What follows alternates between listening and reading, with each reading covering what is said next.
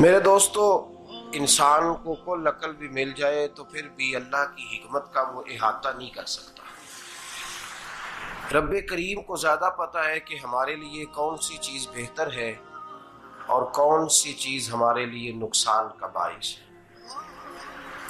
अल्लाह तबारक व तआला की हिकमत ये चाहती है कि मेरे बंदे परेशान ना हो। रब ये चाहता है कि मेरे बंदे किसी जगह पे भी दिक्कत और परेशानी का शिकार ना हो।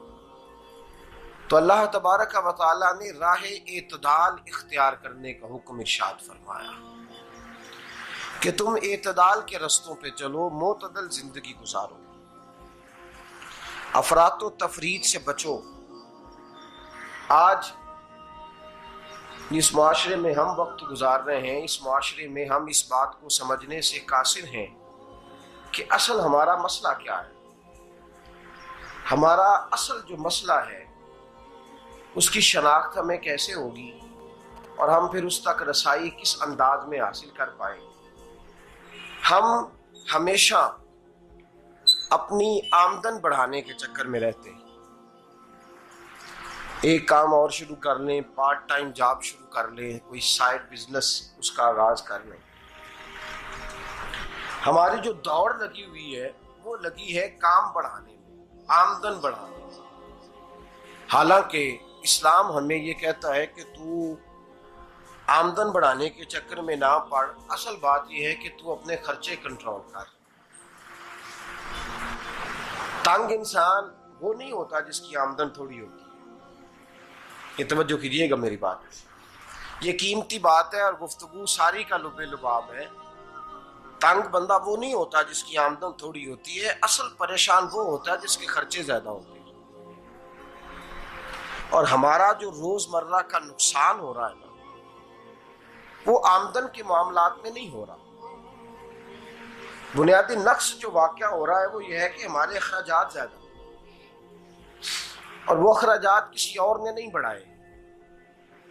वो खर्चे हमने खुद बढ़ा लिए हैं और अब हमें उसका नुकसान भुगतना पड़ रहा है।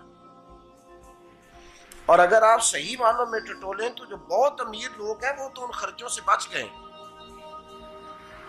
मैंने बहुत सारे ऐसे खत्मात में शिरकत की है। मैं बहुत सारी ऐसी जगहों पे गया हूं कि जहां लोगों ने बड़ा मुख्तसर सा खत्म दिलाया है तो हो गया है खत्म। खत्म के मामले में कब किसी ने पाबंदी लगाई है कि उसमें 200 आदमी शरीक होगा तो तब ये साले सवाब सही हो सकेगा? कौन कहता है?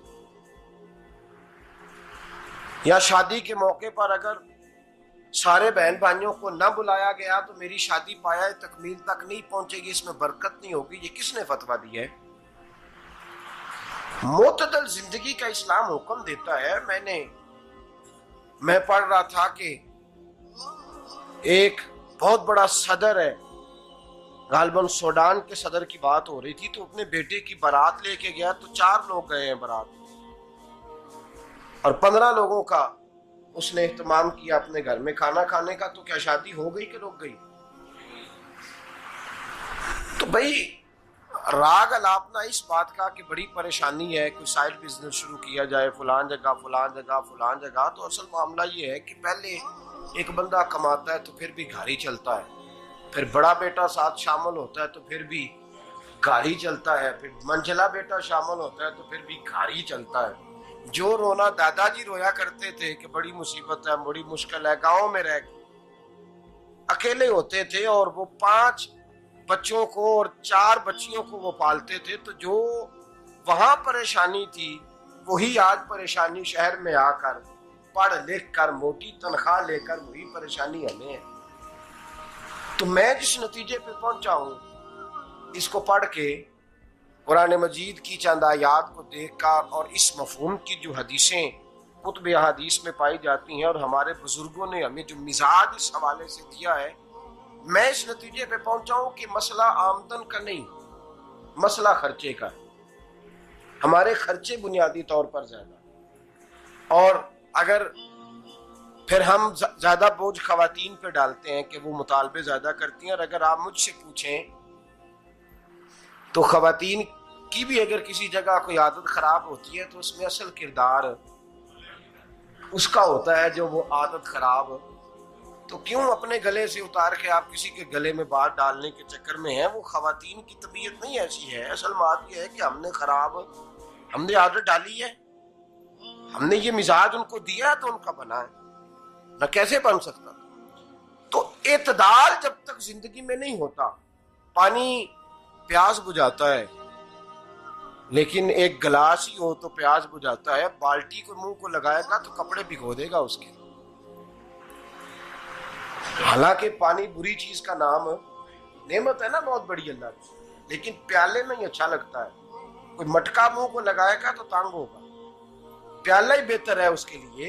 तो मेरे दोस्त, मटके से भी बाज़-औक़ात काम चल जाता है, लेकिन अगर कोई कहे नहीं मुझे दरिया ही चाहिए तो उसका तो घर बह जाएगा, सारा घर बह जाएगा उसका। हमें दरिया काबू करने का मूड बनाया हुआ है तो इससे घर बहा करते हैं, इससे घर बना नहीं करते। घर प्याले से पानी पीने से बनता है।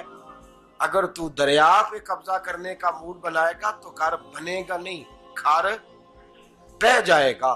आग ना हो तो खाना पक नहीं सकता, लेकिन हल्की आंच से खाना पकता है। और अगर आंच तेज कर दी जाए तो जी, करीने क्यास बात कर रहा हूं मैं, अकल से मावरा नहीं कर रहा।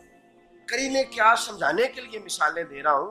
हल्की आंच पे खाना पक जाता है और आग तेज हो तो खाना जल जाता है। तो खाना उतनी देर खाने के काबिल रहता है जब तक वो हल्की आंच पे पकता है। तू जितनी मर्जी तू कहता है नहीं मेरा गुजारे नहीं, आग तेज होनी चाहिए, तो मियां जल जाएगा, जल जाएगा। हवा न मिले तो सांस नहीं आती, ठीक है। ऑक्सीजन ना हो तो सांस है, हवा ना चले तो गुजारा नहीं होता। लेकिन अगर तेज जले ना, अगर तेज जले तो तेज चले तो आंधी और तूफान बन जाए तो छतें गिरा देती है, जाने ले लेती है। हम हैं तूफान के चक्कर में, हम हैं दरिया के चक्कर में, हम हैं बड़े लाओ के चक्कर में। तो मियां हल्की आंच ही अच्छी है, याद रख। और एक गिलास पानी का एतदाल से मिलता रहे तो वही मिलता रहे, जरूरत के वक्त वही बेहतर है। तू पूरे दरिया पे कब्जा करने का प्रोग्राम ना बना, तंग हो जाएगा। और मेरे अजीज याद रख, हवा सांस लेने के मुताबिक मिले तो वो ये अच्छी है, जो सांस बंद करने पे आ जाए वो हवा अच्छी। हमने चक्कर चला लिया है कि ज्यादा पैसा, रातों रात पैसा, लंबा पैसा, ये प्लाट भी मेरा, वो प्लाट भी मेरा, गुजरांवाला भी, गुजरात भी, लाला मूसा खाड़ी और पिंडी तक जहां मैं जाऊं मेरे नाम की तख्तियां लगी हुई होनी चाहिए। इस्लाम मना